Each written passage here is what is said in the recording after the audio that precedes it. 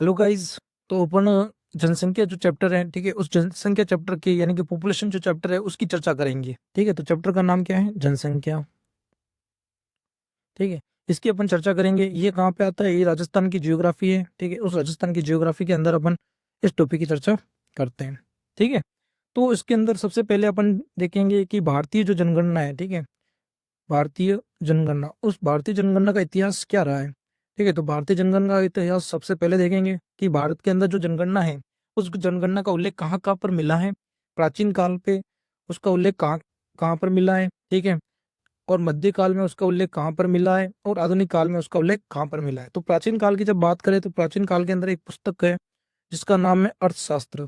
ठीक है, तो ये जो अर्थशास्त्र है, ये अर्थशास्त्र पुस्तक जो कि किसने लिखी थी? चाणक्य ने। इसके अंदर अपने को जनगणना का उल्लेख प्राचीन टाइम पर मिलता है।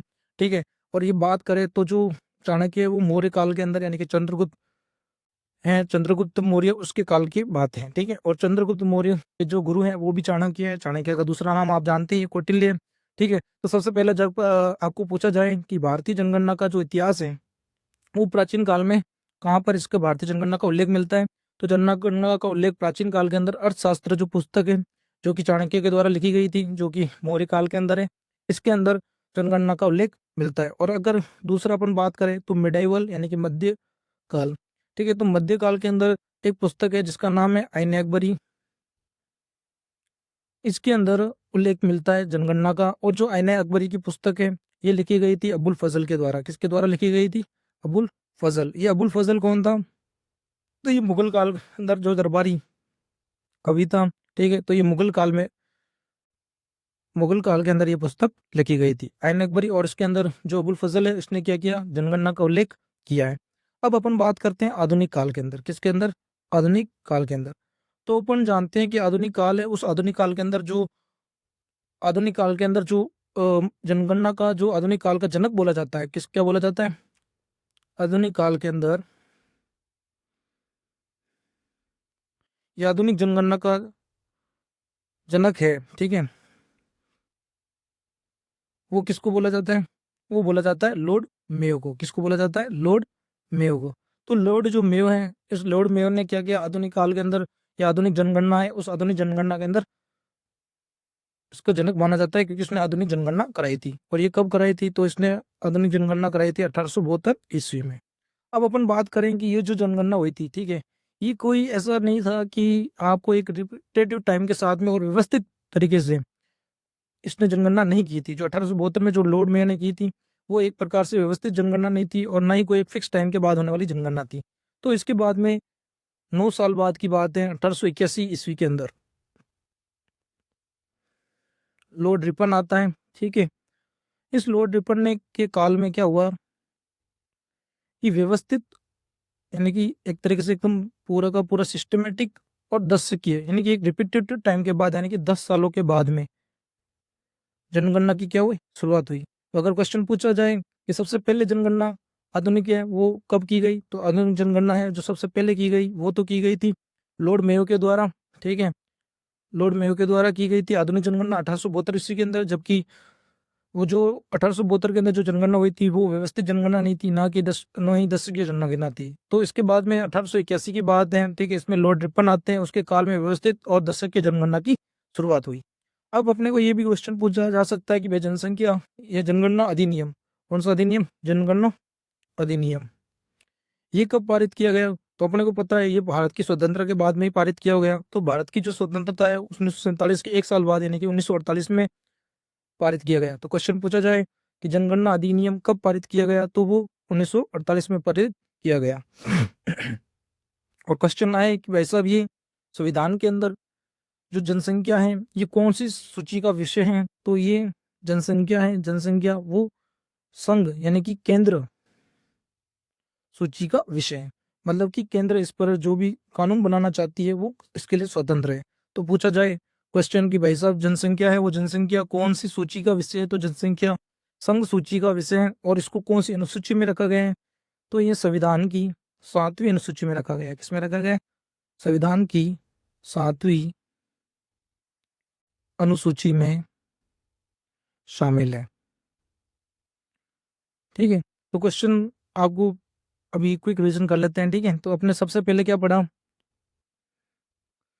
सबसे बड़ा पढ़ा आपने कि भारतीय जनगणना का इतिहास क्या क्या रहा है। तो प्राचीन काल में अपन ने बोला था कि प्राचीन काल में जो जनगणना का उल्लेख है वो अर्थशास्त्र पुस्तक के अंदर जो चाणक्य के द्वारा लिखी गई, जो मौर्य काल के अंदर है, ठीक है। उसके बाद में मध्यकाल में जो पुस्तक है वो आईन अकबरी है, और उसके जो लेखक हैं वो है अबुल फजल। उन्होंने मुगल काल के अंदर जनगणना का इसके अंदर उल्लेख किया था। आधुनिक काल का अगर जनक पूछा जाए जनगणना का, तो वो है लॉर्ड मेयो, जिन्होंने 1872 में सर्वप्रथम जनगणना कराई थी, और ये जनगणना व्यवस्थित और दृश्य के आधार पर नहीं थी। तो दृश्य की और व्यवस्थित आधार पर किसने करवाई, तो वो 1881 की बात है, लॉर्ड रिपन ने करवाई थी। उसके बाद में पूछा जाए कि जनगणना अधिनियम ये 1948 में पारित किया गया था। और पूछा जाए कि जनसंख्या है ये अपने जो संविधान है उस संविधान के अंदर कौन सी सूची का विषय है, तो ये केंद्र सूची का, ये संघ सूची का विषय है, और इस पर कानून बनाने का अधिकार संघ या केंद्र को है, ठीक है। और इस संविधान की 7वीं अनुसूची में शामिल है। और पूछा जाए कि भाई जनगणना कराती कौन है, तो जनगणना गृह मंत्रालय यानी कि होम मिनिस्ट्री, तो गृह मंत्रालय यानी कि होम मिनिस्ट्री भारत सरकार के द्वारा ये करवाई जाती है। तो भारत सरकार के अंदर जो होम मिनिस्टर है यानी कि गृह मंत्रालय है उसके द्वारा ये क्या करवाई जाती है। उसके बाद में पूछा जाए कि भाई साहब राष्ट्रीय जनसंख्या आयोग का गठन ये कब हुआ, यानी कि नेशनल यानी कि राष्ट्रीय राष्ट्रीय जनसंख्या आयोग यानी कि नेशनल पॉपुलेशन कमीशन। तो राष्ट्रीय जनसंख्या आयोग का जो गठन है वो 11 मई, कब किया गया, 11 मई 2000, 11 मई 2000 को, 11 मई 2000 को राष्ट्रीय जनसंख्या आयोग का जो गठन है वो 11 मई 2000 को किया गया। तो राष्ट्रीय जनसंख्या आयोग यानी कि नेशनल पॉपुलेशन कमीशन का पूछे तो इसका गठन किया गया था, वो कब किया गया था, तो 11 मई 2000 को किया गया था, ठीक है। उसके बाद में पूछे जाए कि अपने पास सबसे जो लास्ट जनसंख्या या जनगणना का जो डेटा है वो कौन सा है, तो जनगणना जो हुई थी 2011 में, कौन सी हुई थी, जनगणना जनगणना 2011 के अंदर हुई, वो अपने सबसे क्या है लेटेस्ट जनगणना है, ठीक है। तो और पूछा जाए ये कौन से क्रम की जनगणना है, तो ये 15वीं क्रम की जनगणना है, जो कि 10, अब देखो अपने को यहाँ पे एक चीज याद रखना है कि सर्वप्रथम जनगणना पूछी गई थी, तो अपन ने बताया था 1872 के अंदर जो लॉर्ड मेयो है उन्होंने आधुनिक जनगणना कराई थी, ठीक है। और उसके बाद में 1881 के अंदर लॉर्ड रिपन है, उन्होंने क्या कराई थी, उन्होंने व्यवस्थित और दशकीय जनगणना कराई थी। अपन यहाँ पे पूछ रहे जो जो जनगणना 2011 की है, ये क्या है, ये 15वीं जनगणना है, यानी कि ये प्रथम को बेस मान के, ये रिलेटिव मान के उसको आधार पे बताया गया है कि ये 15वीं जनगणना है। अगर ये पूछा जाए कि दशकीय और व्यवस्थित आधार पर क्या है, तो ये दशकीय और व्यवस्थित आधार पर कैसे 14वीं जनगणना है। तो ये दशकीय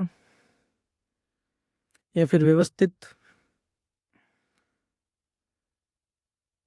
दशकीय व्यवस्थित आधार पर ऐसी जनगणना है 14वीं।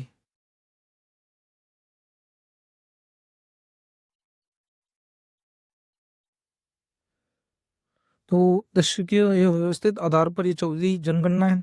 और पूछा जा सकता है इसके अंदर सबसे खतरनाक चीज ये कि इसका बजट, कि इस जनगणना के अंदर बजट कितना रखा था, 2200 करोड़। ये आपको याद रखना है कि 2200 करोड़ इसका बजट रखा गया था, ठीक है।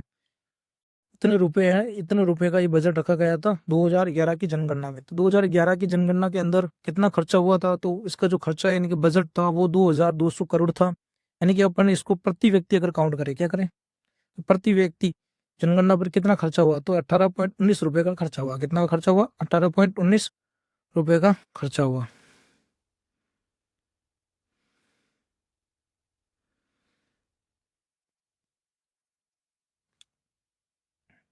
ठीक है। तो बजट है, वो बजट कितना है, बजट है टोटल मिला के 2200 करोड़ रुपए इस पे खर्च हुए हैं। और प्रति व्यक्ति अगर इसके अंदर पूछा जाए कि कितने रुपए खर्च हुआ है, प्रति व्यक्ति इसके अंदर 18.19 रुपए का खर्चा हुआ है। उसके बाद में पूछा जाए कि जनगणना 2011 के बारे में कुछ महत्वपूर्ण बिंदु, ठीक है। तो इसके अंदर सबसे पहले पूछा जा सकता है कि जनगणना का शुभंकर कौन था। तो जो जनगणना का शुभंकर था वो था प्रगणक शिक्षिका। प्रगणक शिक्षिका मतलब कि एक महिला होगी शिक्षिका, वो क्या करेगी, इस जनगणना का शुभारंभ करेगी, ऐसा करके एक चित्र था। तो वो प्रगणक शिक्षिका इसका क्या था, जनगणना का शुभंकर था। और इसका पूछा जाए इसका आदर्श वाक्य यानी कि आइडियल स्टेटमेंट क्या था, स्लोगन जिसको बोला जाता है, ठीक है, वो स्लोगन क्या था इस जनगणना का, ठीक है। तो वो था हमारी जनगणना हमारी भविष्य। तो हमारी जनगणना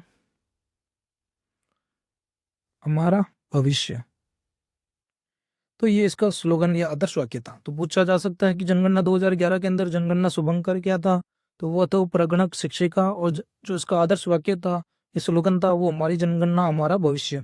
और पूछा ये भी जा सकता है कि इसके अंदर कितने शामिल जिले हैं 2011 की जनगणना के अंदर। तो भाई राजस्थान के टोटल, तो इसके अंदर भारत के जो थे वो थे टोटल 640 जिले, जिसमें राजस्थान के कितने थे, तो राजस्थान के इसके अंदर जो जिले थे वो 33 थे, क्योंकि जनगणना के टाइम पे अपन राजस्थान में कितने जिले थे, टोटल 33 जिले थे। तो 33 जिले थे, तो राजस्थान के जो 33 के 33 जिले थे वो इस जनगणना के अंदर सम्मिलित किए गए थे। अब इसके कुछ विशेष बिंदु के बारे में अपन चर्चा करते हैं। विशेष बिंदु जनगणना के,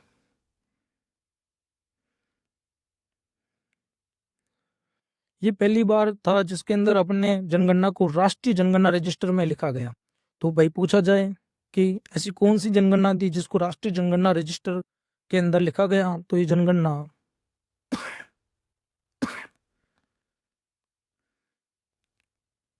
को राष्ट्रीय जनगणना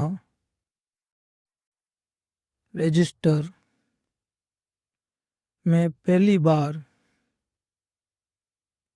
लिखा गया। ये क्वेश्चन आ सकता है कि भाई साहब कि कौन सी जनगणना थी जिसको राष्ट्रीय जनगणना रजिस्टर में लिखा गया पहली बार। तो पहली बार जो राष्ट्रीय जनगणना रजिस्टर है उसमें पहली बार 2011 की जनगणना को लिखा गया था। और ये ऐसी जनगणना थी जिसके अंदर घरों की गणना भी की गई। तो प्रथम बार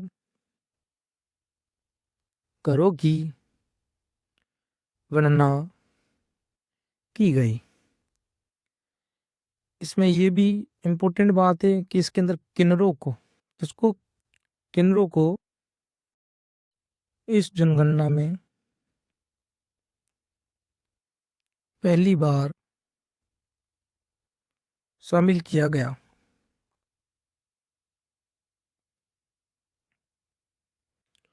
और प्रथम पेपरलेस जनगणना भी पूछे तो यही थी प्रथम पेपरलेस जनगणना, जिसके अंदर डिजिटल तरीके से हुई थी, ठीक है। तो पेपरलेस जनगणना वो भी 2011 वाली थी। और पूछा जाए कि ये कितने चरणों में संपन्न हुई थी 2011 की जनगणना, तो 2 चरणों में संपन्न हुई थी।